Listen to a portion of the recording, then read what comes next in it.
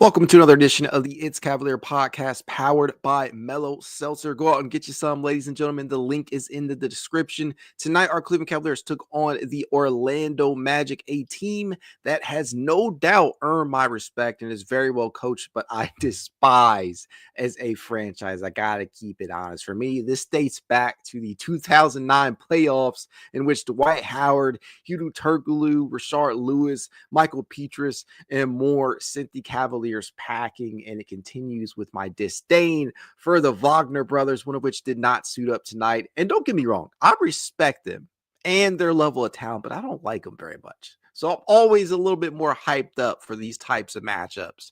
This was the second time the Cavs have faced this team this season. And if you don't recall the first matchup, let me refresh your memory really quickly. It came almost right after Paolo Banchero was diagnosed with a right oblique strain that kept him out for 34 games, if I'm not mistaken. In fact, it was the first game that he ended up missing following that injury.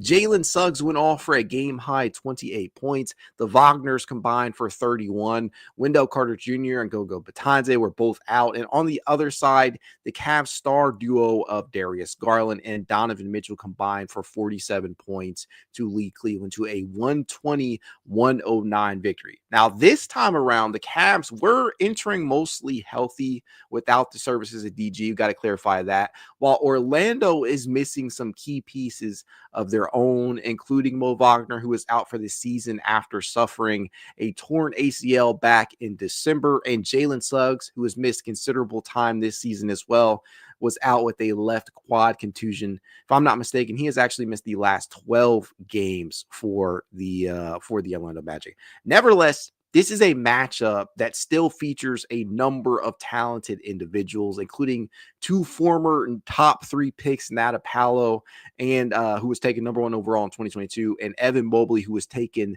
number 3 overall just 1 year prior during the 2021 draft. Both are dominant in their own way. Both have made an all-star game, and both are considered the future of their respective franchises. Now, since his return, just a span of 20 games prior to tonight, Paolo had been putting up 21.4 points, 6.7 rebounds, and 4.7 assists, which sounds great on the surface, but when you look at the efficiency, it's really not that impressive. Granted, you have to account for the types of defense that he is facing every single night. He is often forced into taking some really, really tough shots, really, really hard offense to come by for the Orlando Magic, who just struggled to shoot the ball. And that played out tonight, which we will talk about. But I have to at least give him that benefit of the doubt. But all those stats that I just listed, he is doing so while completing just 39.9% of his field goals, including 28.7% of his triples. He's got a true shooting percentage of 49%. And I want you to keep in mind that the league average in that area is 57.4% per StatMuse. So he's shooting well below the true shooting percentage of the league. The man is in the 98th percentile in terms of usage rate among bigs. And that is what cleaning the glass per their categorization. That is what they list him as, a big. And yes, I just have to clarify that before people jump in the comments. That is a number that is topped, however, by only LeBron and Giannis. That just tells you that the workload that he is facing is indeed gargantuan, but the inefficiency simply cannot be ignored because of that, because we have seen guys take on that type of workload and still remain efficient. The Magic as a team are 29-30 on this season overall. However, since Paolo returned, they're just 7-20. They are in a much different state than this Cleveland Cavaliers team, who is just whipping ass left and right, just beating the shit out of teams. Evan Mobley, meanwhile, has been kicking ass and taking names all season, with his latest victims being Jaren Jackson Jr. and the Memphis Grizzlies. And he came in averaging a career best 18.7 points over his and over his last 5 games. He's putting up 20.8 points, 11.8 rebounds, 4.8 assists, 1.2 steals, and 2.6 blocks prior to tonight, while completing 58.9% of his field goals. He's doing that in just a hair over 30 minutes at 30.1 minutes per game. He has been absolutely just dominating the competition and stands to be a finalist, if not the outright winner of the Defensive Player of the Year award. We still got a lot of time left, but you know what? I'll tell you this. I will tell you this. I still believe that with Wemby out, I do believe that he is probably going to end up winning that award. I know Jackson Jr. is going to factor in here somewhere, but I feel pretty damn good about his chances in regards to winning that award. Now, outside of those two, I was hoping to see the debut of the Cavs' new acquisition, Javonte Green. Check. We got that. We'll talk about that later on. I wanted to see Ty Jerome keep up his 6-man pace, and I was hoping to see yet another quality performance from DeAndre Hunter, among other things. Check, check, check, and check. All that shit happened. This team is so fun. They can win in so many different ways. Everything that I was hoping would happen tonight, it happened. I'm seriously, with the exception of Donovan Mitchell, who we'll talk about it as well. But suffice to say that I was looking forward to this one for a number of reasons. And much like the last game, as I mentioned before, we kicked things off with Isaac Okoro once again starting at point.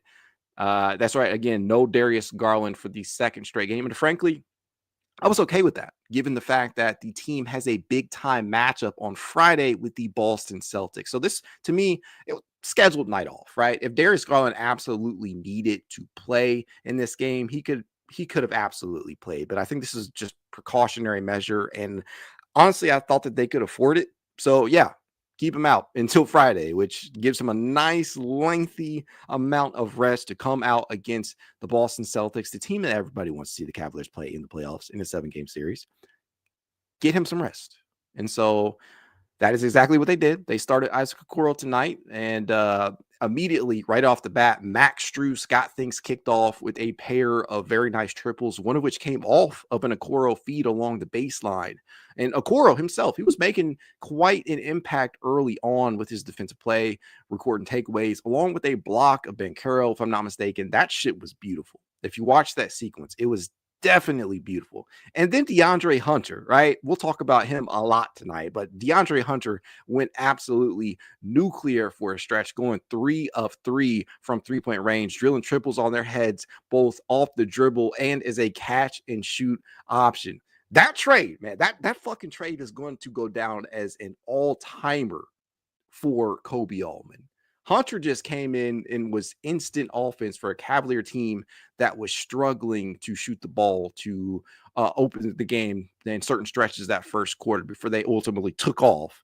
But if you take away his 3 triples early on in the game, the team was a combined 2 of 12 from the field to open the game prior to him entering and starting to rip off trays and drop them on Orlando's head. And then his former UVA teammate in Ty Jerome starting to impact the game. It started with the layup and it continued on with triples of his own.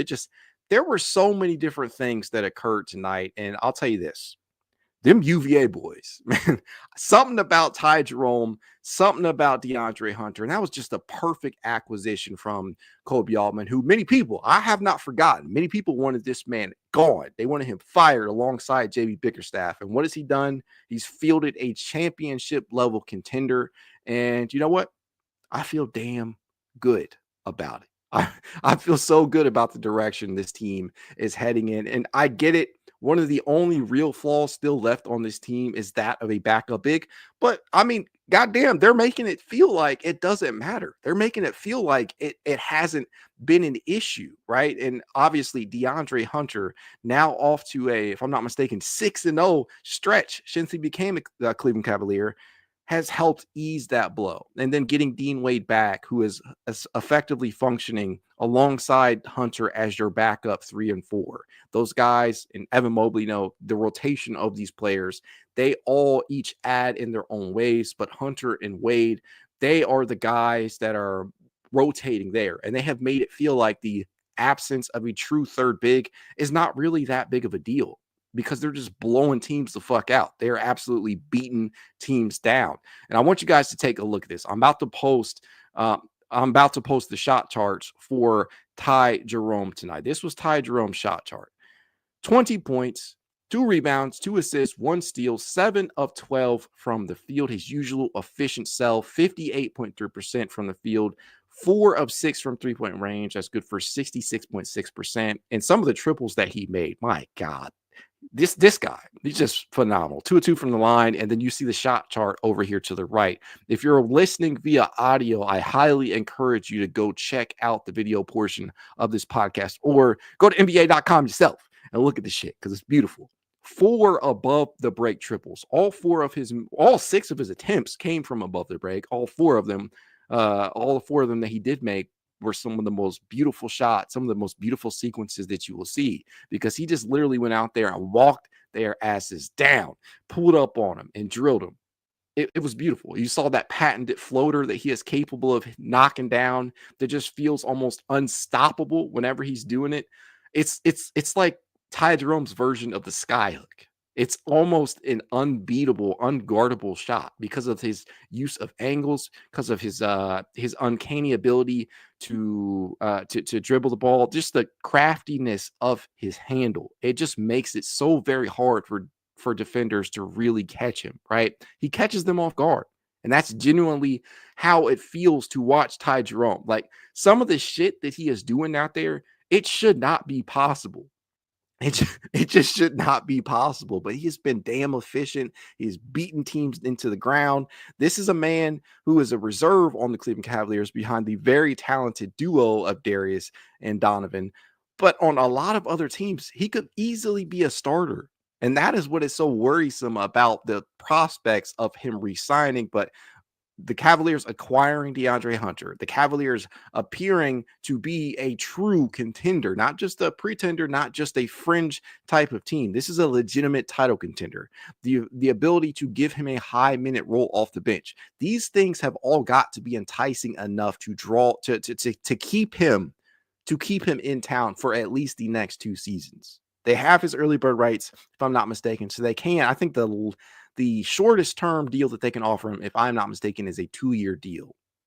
Don't quote me on that, but I think that even at his age, because he is 27 years of age right now, I think that would entice Ty Jerome enough to at least see what can happen over the next couple of seasons. So I really, really hope that he resigns in Cleveland, because performances like tonight just go to show how important, how valuable it is to have that production off your bench, especially when you don't have Darius Garland available. He just picks up, right? And in a game in which Donovan Mitchell isn't necessarily required to do a lot, when he's not the most efficient, most effective version of himself, Ty Jerome can easily pick up that slack. And to that point, over Ty's last 5 games, he is averaging 17.2 points, 3 assists, 2.6 rebounds. He's shooting a staggering 56.9% from the field, including an even better 54.2% from the 3-point line, right? And that's coming on really good volume. 4.8 attempts per game. And the true shooting percentage is off the fucking chart. 73% true shooting percentage. Ty Jerome is simply having one of the greatest seasons off the bench that we have ever seen in Cleveland. Maybe in the NBA as a whole. He is doing something that I feel like just does not often get done on normal NBA seasons. And it just feels like it's all coming together for Cleveland. It just seems like everything is going right. And I don't know, maybe they're destined for a championship. Maybe they're destined for greatness. But Ty Jerome is certainly adding to that. He's a big part of why the Cavaliers have been able to navigate some of these stretches where a key reserve is out, because we've already seen that a number of times this season. And he's a big reason why they can afford to rest a Darius Garland, that they can afford to rest a Donovan Mitchell if they need to. It has just been so awesome to see. And then conversely, his UVA teammate, DeAndre Hunter, 17 points for him tonight, 3 rebounds, 2 assists. He shot 5 of 8 from the field. That is good for 62.5%. 4 of 5 from 3-point range. That is 80%. 3 of 4 from the charity stripe. And there's his shot chart over to the right. All 5 of his attempts came above the break. And if I'm not mistaken, just about every single one was a pull-up triple. The ability to have this wing out there, a big-ass swing, a tall wing, something that we have been clamoring for years, to have that available to you in one package, a guy who can defend, a guy who can create from himself for himself, a guy that is unafraid to draw contact at the rim, a guy that can rebound. Although the 3 rebounds doesn't sound awesome, but to have all of this rolled into one package and coming off the bench, that is awesome considering the cost that you paid to acquire him. DeAndre Hunter has been nothing short of phenomenal in his first 6 or so games as a Cleveland Cavalier. It has just been awesome to see him come to town, immediately look bought in to what the Cavaliers like to do from an offensive standpoint, and just absolutely beat teams up from 3-point range, right? Over his first 6 games as a Cleveland Cavalier, Hunter is averaging 14 points, 3.5 rebounds. He is shooting 50% from the field. He's shooting 56.7% from 3-point distance. And no, by the way, that is great volume as well. 5 attempts per game. Don't got to worry about volume with him like you do with a player like Okoro, who, again, had a pretty good performance tonight himself. But volume is not an issue for DeAndre Hunter. He is attempting 5 triples per game over his first 6 games in Cleveland. He has drilled 17 of 30. Guys, this is the wing that we have been asking for all the live long day. So enjoy it. Enjoy it, because we have not seen a big wing who can create for themselves here in a number of seasons. It's been awesome. It truly has. DeAndre Hunter and Ty Jerome were not the only people to cook tonight, though. It was Evan Mobley's turn at one point as he cooked folks off the dribble. He knocked down above the break 3-pointers. He continued to be that dominant defensive presence that we know he can be, and he rejected shots. And his production, this guy has just he's arrived. He's the present and the future for this organization. And I feel like as much as we hype him up, frankly, it just never seems like it's enough, because he does something every single game that legitimately impresses me. Seriously, the creation off the ball is what excites me the most right now. Like it's not like we haven't seen flashes of it in prior seasons, but he's done it much more consistently this year with it feels like increased on-ball reps that he has gotten this year. And make no mistake, he came into the game averaging 58.2 touches per game in just about 30 minutes per game. But believe it or not, that's actually slightly fewer than he got last season. And when you consider the lessened minutes, right?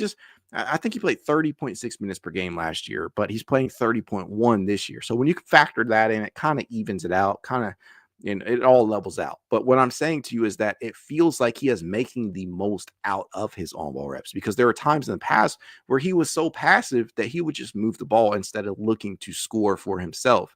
And in games without Darius out there, you need somebody to step up.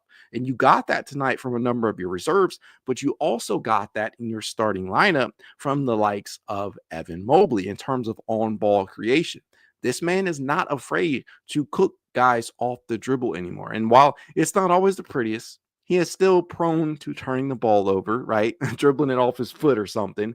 But it is not happening nearly as frequently as it happened in years prior. And it has been damn impressive to me. So continue to cook these dudes off the dribble, Evan. I hope that continues to be the theme moving forward from Evan Mobley. And then it was right back to the Ty Jerome show. Seriously, I have accepted that this is Ty Jerome's world and we are just living in it. I'm sure I'm not the only person that feels that way, because the dude's confidence is just through the roof right now. That man just absolutely walked these dudes down. He nailed high confidence triples, one off more than a few off the dribble, honestly, and the other coming from catch and shoot opportunities.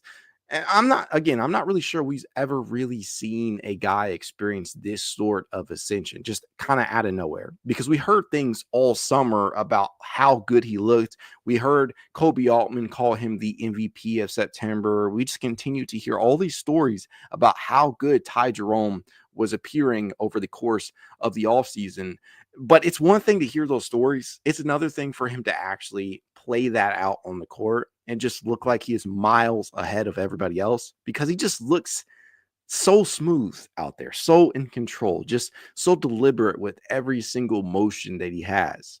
It's just it has been monumentous for the Cleveland Cavaliers. And just like I said with Evan Mobley, as much as we tend to gush over him, it feels like he's just truly not receiving enough hype. And in my opinion, he should be getting more love for six-man a year. But I will say this, these nationally televised games have definitely seemed to help with that, because I've heard a number of broadcasters already kind of give him his flowers, whether that be Stan Van Gundy, who did so tonight, or otherwise. We heard it a ton against Memphis the other day, where he cooked as well for 26 points.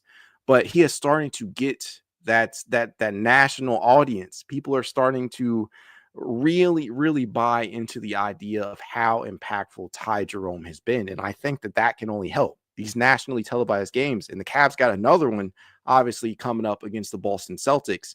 But for him to go out there and perform big time in some of these games that have been, and I say some, but it feels like every single one of these games has been in prime time that he has performed well. They got a primetime game against New York. He puts up 16 points, and he puts up 16 points in that one.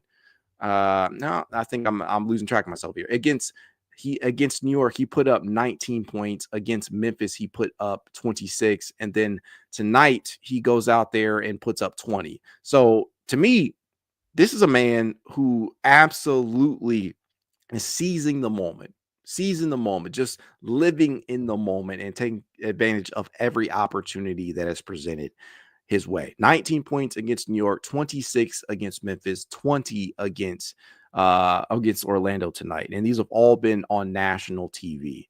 And they got another national game again against Boston. So I'm hoping that he can turn up big in that one as well, especially if you have one of your starters kind of not give you as much.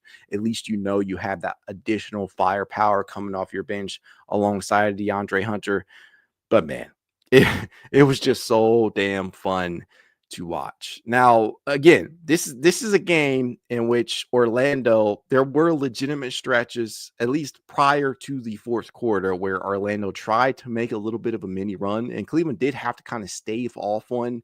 But again, it pays to have the options that the Cavs have, and Hunter made sure to put them right back in their place by drilling another pull-up triple right before the end of the first half. And the UVA duo in Ty and Hunter combined for 22 points by halftime. And what's perhaps more impressive is that Donovan Mitchell, who was held to just 5 points in that first half, the Cavaliers still ended up scoring 57 points within. I mean, really, think about that. Don was 2 of 7 at that point, and the Cavs held a 14-point lead going into the half. There were games just last season where if Donovan Mitchell, if that shit happens, if Donovan is struggling or is being held to single digits, the Cavs were often in danger of losing. That felt like the case throughout many stretches last year and the year before that, Don's first season in Cleveland.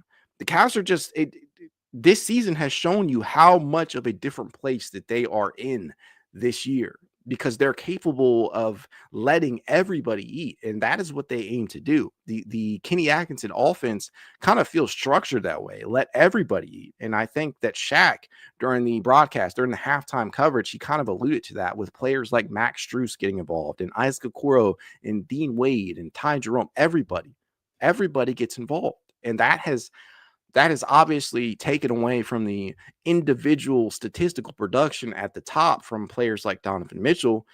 But at the end of the day, I think with the goal in mind being a championship, they don't mind. Everybody is sacrificing for the greater good. And I think that is what propels this team. And that's why it's felt so fun. Seriously, that is why they have gone on so many of these runs. And before we go any further, again, I do want to give Orlando some credit here after an atrocious first quarter in which they shot just 18% from the floor, including 1 of 5 from three-point range. They did turn up the efficiency and converted on 55% of their shots in that second quarter. They shot 12 of 22 overall, including 3 of 6 from distance. And a good deal of that did actually come from Banchero, who was 4 of 6 in that second quarter after going just 1 of 5 in the first. And Franz was also beginning to turn things around, going 3 of 6 from the field. Still, for every mini run they went on, Cleveland was right there with a punch, right back at them, right? They were making sure to contain every single run that they had, and they made sure to match them. And they themselves shot 50% in the second after shooting 44% in the first. And then that second half buzzer sounded, and the third quarter began, and Cleveland just absolutely went to town. They could not miss. Starting the period 6 of 7 and drilling basically everything that they put up. Donovan Mitchell started to get a little hot, right? He was throwing some really high quality dimes out there as well. Max Strus and Isaac Okoro drilled triples, and it's so good, mind you, to see Isaac Okoro having the confidence to take a couple of jab steps and then pull up, because that is not Isaac Okoro's game. That is not what he did. That is frankly not what he does, and that's coming from a huge fan of Isaac Okoro. But at the end of the day, when that's happening, you probably lost. Suffice it to say that. But when you got Isaac Okoro having the confidence to take a couple of jab steps and then drill a triple, it's not your night. And after that one, Orlando was forced to call a timeout. But then Jarrett Allen and Donovan Mitchell had to immediately go fuck things up by missing some easy ones. For Jarrett Allen, it was a missed dunk opportunity from, I think it was an alley-oop from Donovan. But then Donovan, who got the rebound, missed a floater on the left side of the painted area. And I'm like, okay, what are you guys doing? That's a small complaint, but at the end of the day, they just absolutely cooked. Orlando had to take another timeout following that stretch because Cole Anthony went down and he did not return. And to say this, Orlando was having such bad injury luck, but we're no stranger to that here in Cleveland. We know how bad that feels. We've seen in every season in the Donovan Mitchell era, and it predates that as well. I mean, teams deal with injuries every year, obviously, but Cleveland has struggled with injuries, even dating back to the 2020-21 22 season, in which they lost Colin Sexton, they lost Ricky Rubio, they lost a handful of players. Jarrett Allen got injured down the stretch. Evan Mobley missed some time. Lowry, really felt like everybody missed time during that season. But in the seasons following that, starting in the Donovan Mitchell era, somebody's been hurt almost every season. And Orlando is just seeming to have one of those types of seasons right now, where they just have really bad injury luck. And so I feel for them in that regard. Not too bad. Still want to kick their ass, but I get it, because we've been there, and we've been there this season even. But Cleveland, they just managed to overcome it in ways that other teams just don't simply have the capability to do. Max Strus and Ty Jerome following that timeout will continue to be automatic. And I'm not lying when I know I've said this already a couple times, but Ty, man, he just has so much confidence where he'll literally walk you down, maybe take a screen, maybe open himself up for a few feet of space, but he doesn't really need it. We have seen him simply walk opponents down and then pull up and drill a triple, barely touch the nylon. I mean, it is one of the most high quality shots that you will see from any player, especially a reserve in the modern NBA. And then Strus knocked down a last second triple himself. These dudes were just absolutely cooking tonight. They shot well over 60%, if I'm not mistaken, from the just about 60%, 59.4% from 3-point range tonight, if I am not mistaken, on 19 of 32 from beyond the arc. They shot 56.3% overall from the field to Orlando's 36.7% from the field, including 17 of 9 17.9 from 3-point distance. They were 5 of 28. They are such a bad shooting team. And you know what? Cleveland made them pay for that.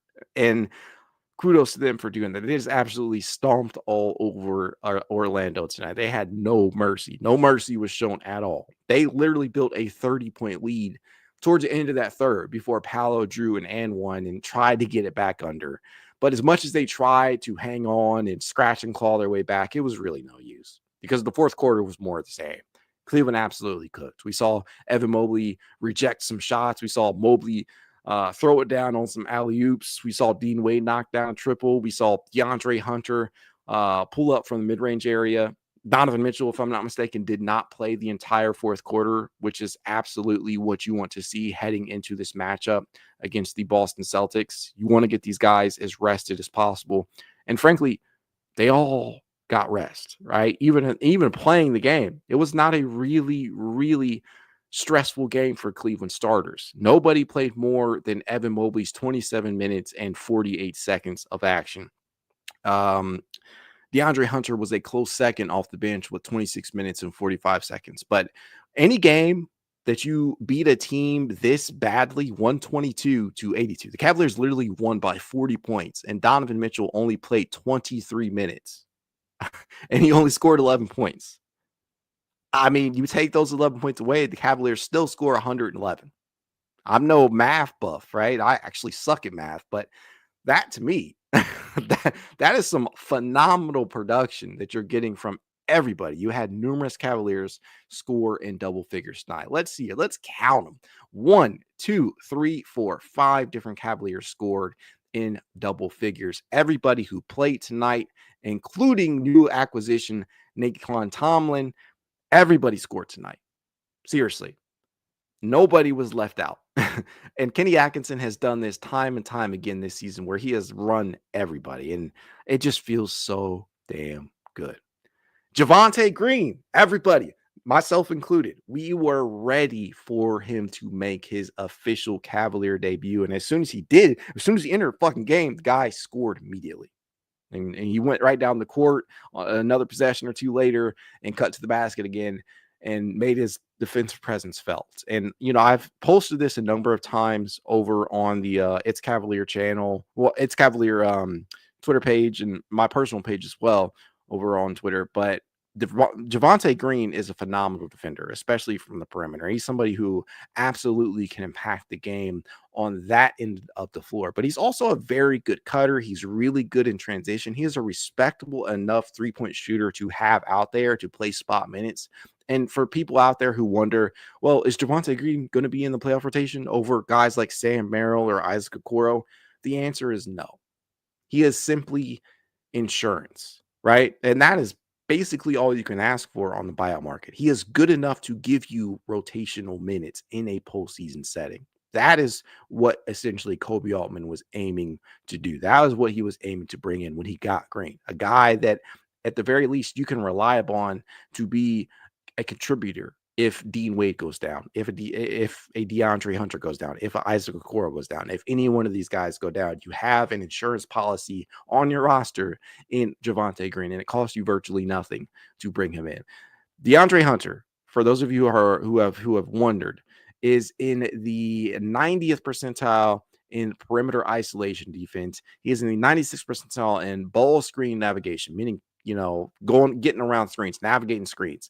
Off-ball chaser defense, 64th percentile, not terrible. Still got a B- grade in the area. Pickpocket rating, 76th percentile. He will swipe that ball away from guys. Passing lane defense, where he kind of thrives in 94th percentile, meaning he will pick the passes off, right? If you are not careful with the basketball, if you're not intentional with where you want it to go, or if you don't throw a clean enough pass to one of your teammates, Javonte Green will pick it off, run down the court, and dunk it home. That is what he does. And this is a guy that I believe can be valuable come a postseason series against a team like the Boston Celtics, who have really good wings out there, obviously, in Jaylen Brown and Jason Tatum and, you know, Drew Holiday and all these other guys. I know Drew's more of a guard, obviously, but Javonte is versatile enough to give you really, really solid defensive play up against anybody out there. He's really, really versatile in that way. And this is just another phenomenal acquisition that cost you absolutely nothing if you're Kobe Altman. But man, it was nice to see Javonte Green make his Cleveland Cavalier debut. It was nice to see it was nice to see Naquan Tomlin get some room tonight. Again, everybody played, everybody scored, everybody winged, everybody chung. It was just another phenomenal victory. 40 points burger that you put up, and you didn't even have to play Donovan Mitchell more than 23 minutes. Darius Garland did not play tonight. You got phenomenal production from up and down the board. What more can you ask for? I mean, seriously, The Cavaliers are kicking ass and taking names. And I think with that, to me, it is time to hit the chat up for the numerous comments in here. Deco Farm says, big dogs off the porch.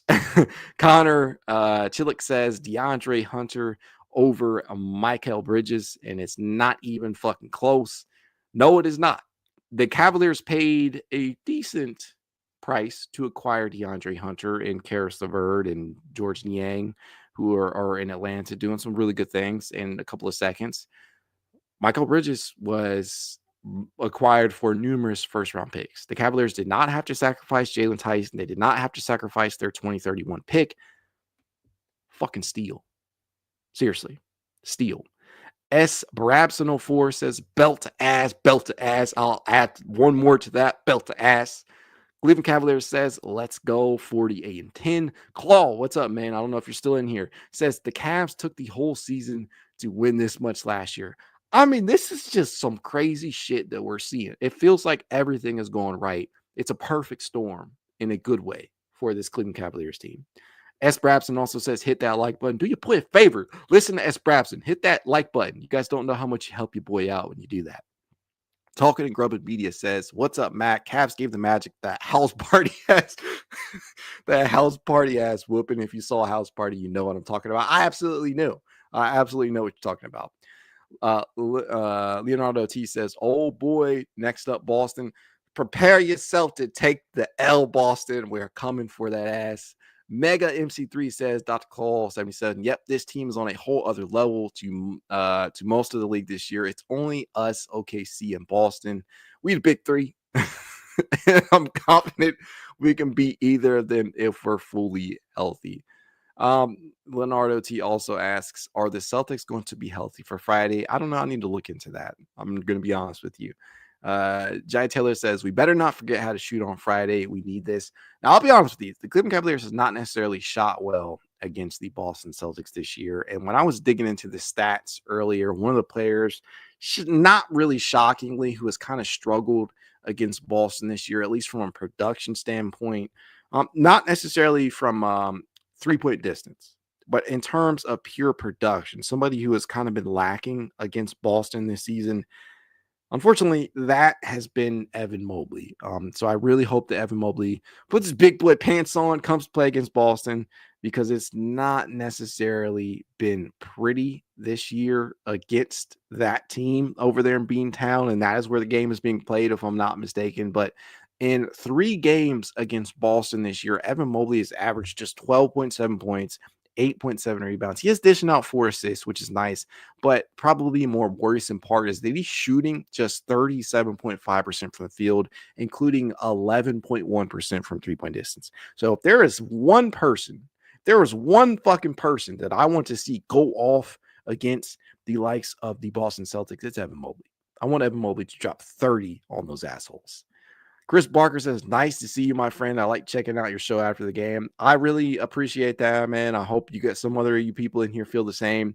You guys have been really, really great about tuning in post-game, and you guys make this worth doing. I got to be honest. John Matias says, Mitchell, only 11 points. No Garland. Yeah, phenomenal. You scored 122 points, and Donovan Mitchell only accounted for 11 of that from at least a field goal perspective, because Donovan was throwing some dimes out there. He did account for a lot more than just 11 points. He dished out 5 assists tonight, and the one that kind of sticks out to me is the one that he had to Max Strus, if I'm not mistaken, cutting Max Strus to the basket. Jackson says, our leading scorer had 20 points. Mitchell dropped 11, and we had no Garland. 40 piece also matched our win total from last year, and it's not even March yet. Let that shit sink in. It's beautiful. William Hooper says, Cavs bench is crazy. I mean, ain't it though? I mean, just the production, the level of production that you got off this Cavalier bench. You had Ty Jerome going for 20. You had DeAndre Hunter with 17. That's 37. You got Sam Merrill coming up with 5. That's 42. Dean Wade with 5. That is 47. Craig Porter Jr. with a lonely little 2 points, but I'll take it. because he also dished out 5 assists. I know some of that production came at the end of the game. I think that's 49. Jalen Tyson put up 4. That is 53. Javonte Green and his Cavalier debut put up 4. That's 57. Tristan Thompson with 2. And then Naquan Tomlin with 2. So if my math is correct, and again, I am not the best in math, so don't make fun of me if I if I got that incorrect. I think they put up 61 points off the bench tonight. Without really doing some diving into that. That's just counting off the top of my head. But 61 or 60 plus from your bench, that's fucking great. Jay Quest says Green looked great. I love it. I absolutely love it. I'm just so happy with that acquisition. Oh, man.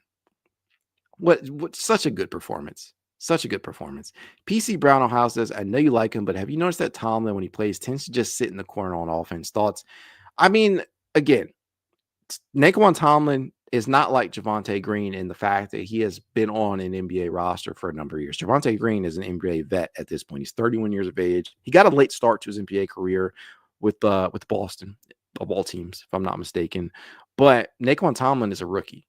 He has not necessarily seen the court outside of a few garbage opportunities with the Cavs. So yeah, in my opinion, it is a little normal for him to kind of wonder where he should position himself out there, and he cannot operate the same way that he does with the Cleveland Charge, right?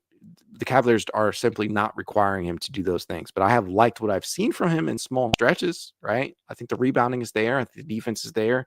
He has a shot, and that's about all I can ask for. And so when these 10 days are up, I really hope they either give him a second 10-day contract, or they just straight up convert his contract over to a standard deal, or convert one of the 2-ways and then give him that freed up 2-way. I just hope he remains with the organization at some capacity, because I really do see the vision with him. I truly do. Claw says Evan Mobley looked different tonight. All caps on that one, especially in speed. He did, man. The off the dribble creation is what does it for me, right? That's what's done it for me this year. His ability to go out there and take his opposition off the dribble. And I know he is not the quickest guy. The handle can still use a little bit of tightening up, but it's a miles ahead of where it used to be. He is not nearly as sloppy with that handle as he used to be. And for real, I mean, you see that play out in a ton of foul calls. He drew a couple of tonight that just really left you impressed. And I hope that continues to be the case moving on down the stretch. Tune In says Ev will be ready. I think so too. He better be ready against Boston. Again, 3 prior games, that's been the best. It truly hasn't in the last 3 games against Boston. It's not necessarily something that you want to brag about. 12.7 points, 8.7 rebounds, 4 assists, shooting just 37.5% from the field, including 11.1% from 3-point range. So I really, really, really hope that Evan has a big game come Friday.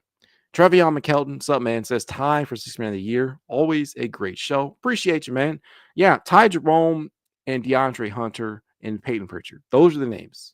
Those are the big 3 in terms of that 6th man of the year award. Now, obviously, I'm biased as fuck, so I'm going to say one of the 2 Cavaliers should win. But I think of anybody who deserves the most is Ty Jerome, considering the production. DeAndre Hunter just came to town. He's been phenomenal all season long. Ty and DeAndre have arguments in their own right? But based upon the impact that Ty's provided all season, I got to give it to Ty. I hope he wins it, but I will be happy. I will settle with either one of those 2 winning the award over Peyton Pritchard. And that's not to disrespect Peyton, but I just think from a pure impact perspective, I think both Ty and DeAndre offer you a little bit more. Momo says, just tuning in. Man, what a butt whooping, Max and Ty. And Max, we haven't really talked too much about Max tonight, but it's been so good to see Max kind of get back to his sharp shooting ways. Max would finish tonight, if I'm not mistaken, with 17 points on 6 of 9 from the field, including a very good 5 of 7 from 3-point range. He had 2 assists, a steal, and a rebound, and he only turned the ball over once, and was a plus 14 on the night. Max Strus has been he's been phenomenal.